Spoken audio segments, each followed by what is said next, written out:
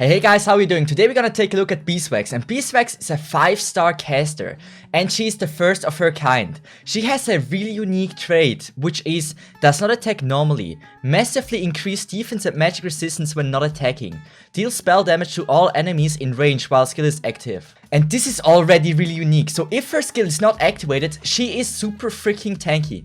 Now the question is, how tanky? It says on the screen right now, def 2 and magic resistance plus 20, so I can confirm magic resistance is plus 20, so it goes from 15 to 35. But with defense, if she has naturally 200 defense, if the skill is not activated, she has 600 defense. And this is on E2 level 60. If you activate the skill, it goes down to 200 again. From my knowledge, she is the only other operator that has the ability to tank a sniper hit from Faust, which is absolutely crazy. Her attacks are AoE and defense because both of her skills are AoE attacks, and defense obviously because of she's super tanky.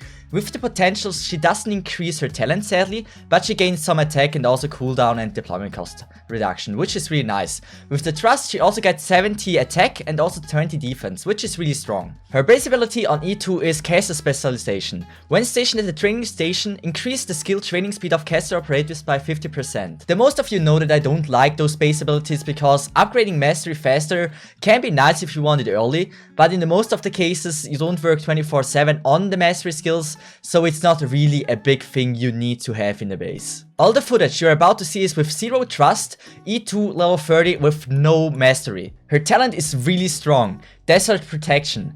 While skill is not activated, recover 4% of the max HP every second. Now this might not sound really good, but if you remember, when she doesn't have her skill activated, she is super freaking tanky, and 4% is a lot. So she can actually tank a lot of things without even a healer, which is absolutely awesome. You see now to compare it Amiya and also her tanking a freaking caster. The caster cannot take her down by himself, and she doesn't even have a healer. The only units that are placed down on the map are Myrtle and Siege, which are not really buffing her. So that is absolutely incredible. If you need a range operator tank, she is the way to go. She is absolutely awesome in tanking things and also dealing damage, which I'm about to show you. Skill 1 on M3, Engulfing Sandstorm. Increase attack range, attack plus 60%. This is already a really strong first skill. It only takes 18 SP, it has a range increase and also deals 60% attack, which is absolutely awesome.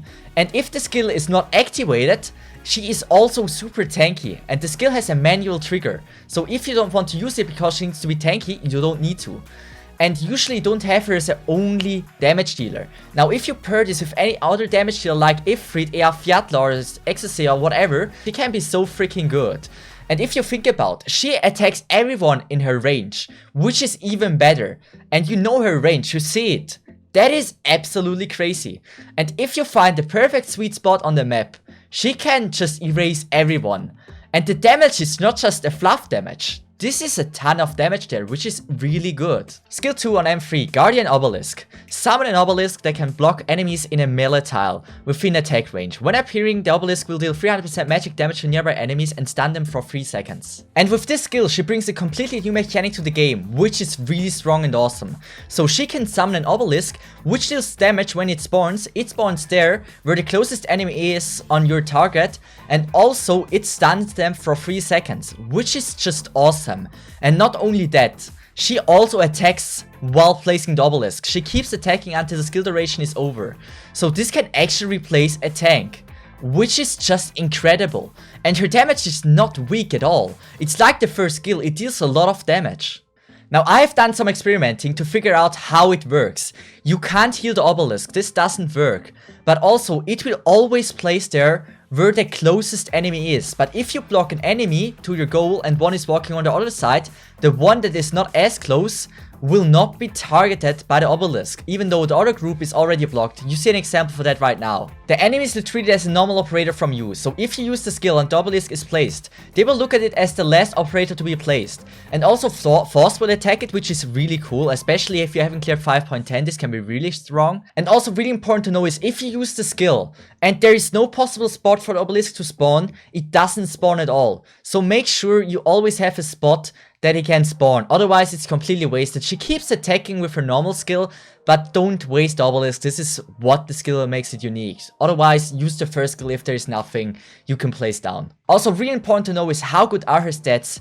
And we see right now she has 2005 HP, 735 attack power, which goes up to 805, and also defense 205 defense, which goes up to 225. Also, her arts resistance is 15, which is actually 35 if her skill is not activated. The reason why I'm so excited for that is if we compare this to other caster operators, we see she has the most HP, the most attack power, and also the most defense, which is absolutely incredible. Sure, she attacks way slower than other units, but all in all, she is super strong. Her stats are really awesome, and not only that, if she doesn't have her skill activated, it goes up, which is just incredible. The question is, should you build her?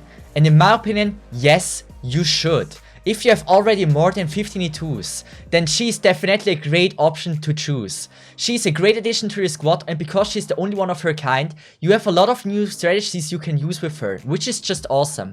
But if you only have 3 or 2 E2s, then please don't. She is already good enough at E1, she's for sure better at E2.